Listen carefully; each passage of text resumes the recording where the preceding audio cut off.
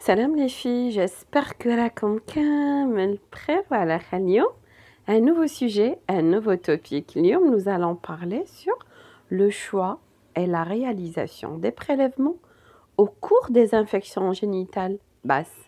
So, keep watching. Alors, lorsqu'il s'agit d'une infection génitale basse, lorsque la patiente, elle va chez son gynécologue et après un examen minutieux, celui-ci, il va détecter que l'infection, elle vient de la vulve. À ce moment-là, le but recherché, ce sont les levures, le Staphylococcus aureus, le staphylocoque doré, voilà, et aussi le streptocoque B, ou ce qu'on appelle le SGB.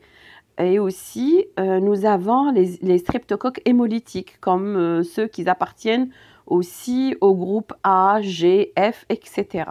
Donc, le matériel utilisé par le professionnel, c'est un écouvillon stérile dans un tube qui contient 1 cm3 d'eau salée à 9%.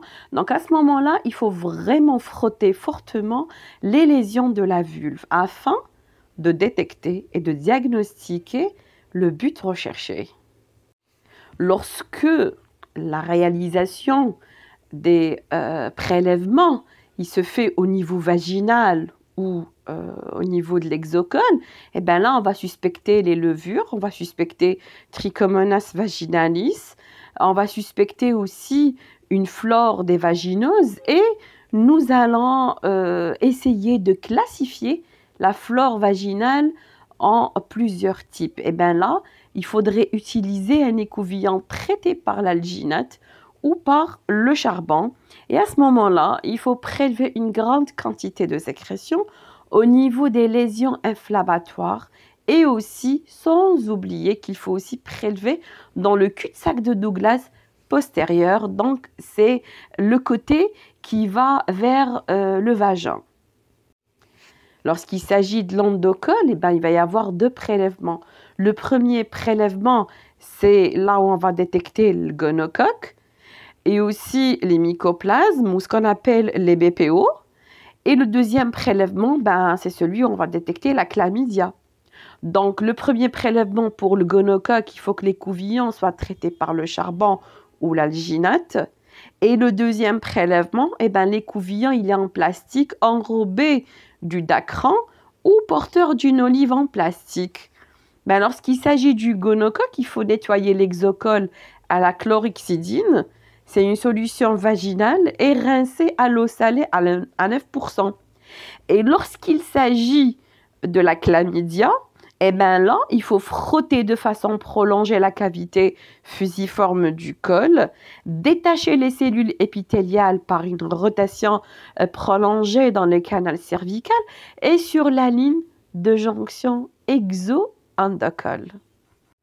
Lorsqu'on fait un prélèvement urétral pour le couple, donc pour la femme et son partenaire, il va y avoir 2 prélèvements. Le premier prélèvement, c'est pour le gonocoque, un petit écouvillon traité par l'alginate et un premier jet d'urine pour la réalisation d'un ECBU. Donc, le deuxième prélèvement, c'est pour la chlamydia. C'est une curette ophtalmique numéro 3 avec un petit écouvillon en aluminium enrobé de dacran.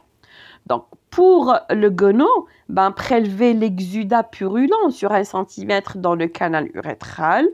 Après, pour la curette ophtalmique, il faut ensemencer l'urine des émissions car elle est très bactéricide pour le gonocoque. Et aussi, il faut racler avec douceur mais fermeté la paroi urétrale sur 2 à 3 cm. Donc voilà, ce sont les bonnes techniques avec le bon prélèvement, avec le bon matériel qu'il faut réaliser pour avoir un diagnostic adéquat et correct. Donc je vous dis, on se revoit dans une nouvelle vidéo. D'ici là, portez-vous bien. N'hésitez pas à poser toute question qui vous traverse l'esprit. À très bientôt, bi'idhnillah.